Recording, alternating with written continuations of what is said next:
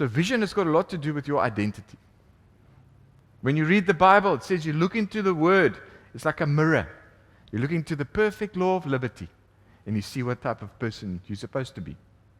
This is how God sees me. When you wake up in the morning and you look in the mirror, do you see your friend?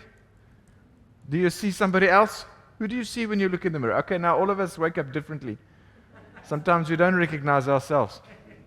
But once you've splashed a face and you've sort of, hey? Who do you see?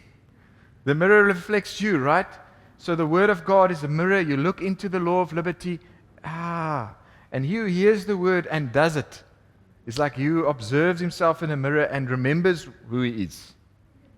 Forgetful hearers are people that come to church for 20 years and don't do what you say and ask God why things don't work out. Because they forget who they are.